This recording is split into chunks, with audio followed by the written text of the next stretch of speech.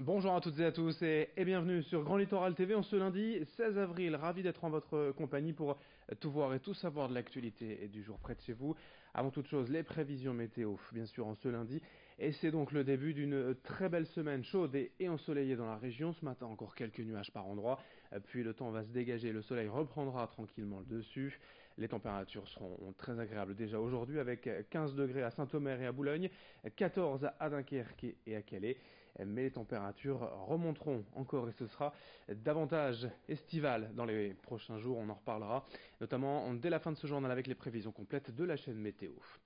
À la une de l'actualité, justement, de belles images de ciel bleu à l'occasion de l'ouverture ce week-end des 32e rencontres internationales de cerfs-volants à Berck. L'événement en rassemble des dizaines de cerfs-volistes venus des quatre coins du monde pour un spectacle plein de formes et de couleurs.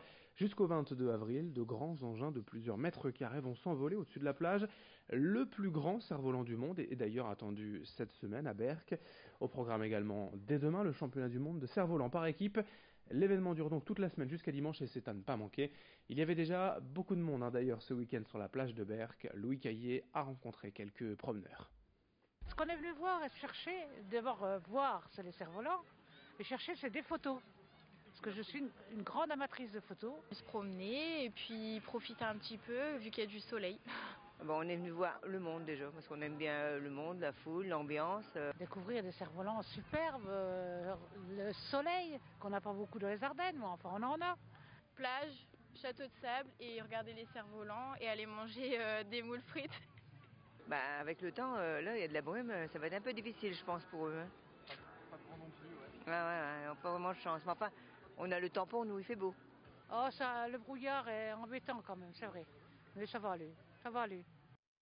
Ça va même bien se passer cette semaine. Le soleil sera au rendez-vous pour bien apprécier comme il se doit les beaux cerfs-volants à Berck-sur-Mer jusqu'à dimanche. En image également la mobilisation des pêcheurs amateurs du littoral samedi à Calais. 3 à 400 personnes issues de 12 associations de Berck à Dunkerque ont manifesté contre les récentes interdictions annoncées par l'Union européenne de pêcher le bar en mer jusqu'à la fin de l'année 2018. Les quotas et moratoires imposés par Bruxelles quant à la pêche de certains poissons interdisent désormais aux pêcheurs de loisirs d'attraper des bars sous peine d'amende. Mais selon ces amateurs, les stocks se sont reconstitués ces dernières années et les résultats de l'Institut Ifremer seraient faux.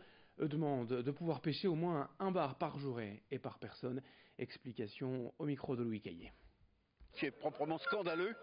C'est une décision évidemment qu'on conteste. On la conteste d'autant plus qu'elle est basée sur des chiffres parfaitement faux, émanant en particulier d'Ifremer. Et ça, on souhaite qu'enfin ces chiffres soient revus pour qu'on puisse, vous voyez bien, c'est une manifestation bon enfant. Nous sommes des pêcheurs dits récréatifs à Bruxelles, des pêcheurs de loisirs.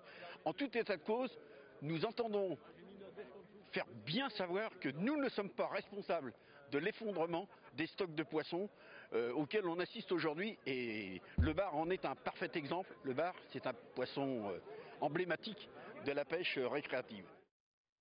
Depuis son élection à la tête du département du Nord il y a maintenant 3 ans, Jean-René Le Cerf cherche à faire des économies et l'un de ses premiers combats a été de faire baisser le nombre d'allocataires du RSA, une politique largement critiquée à ses débuts.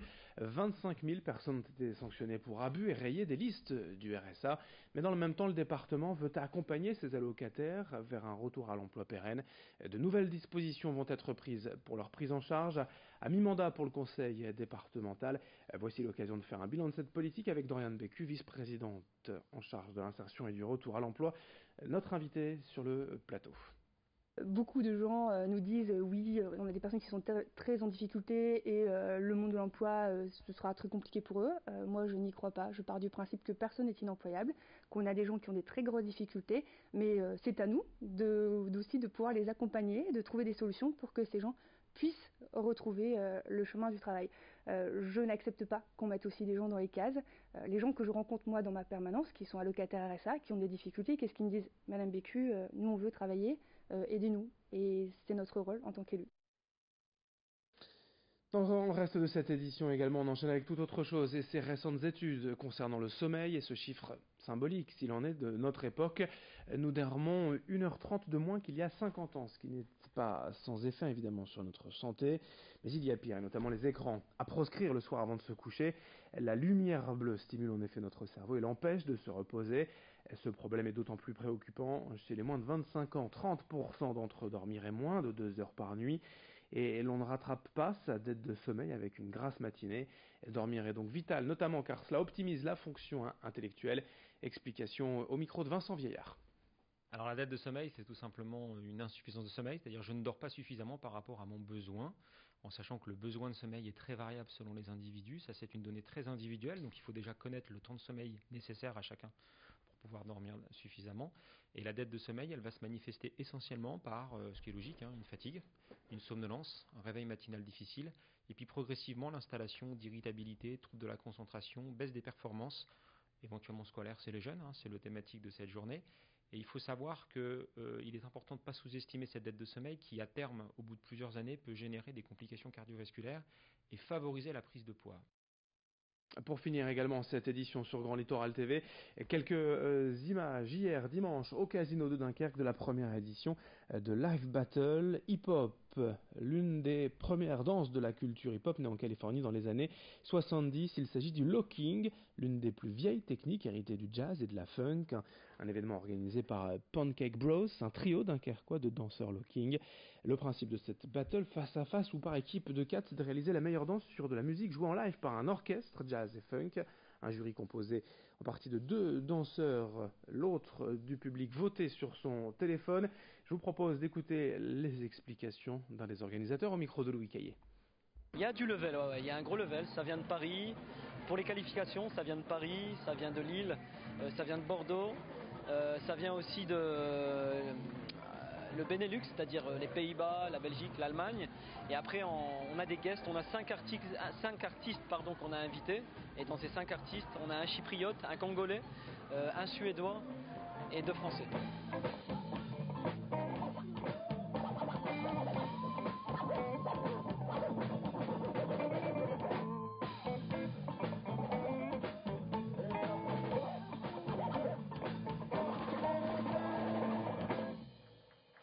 Voilà quelques notes de musique pour terminer ce journal.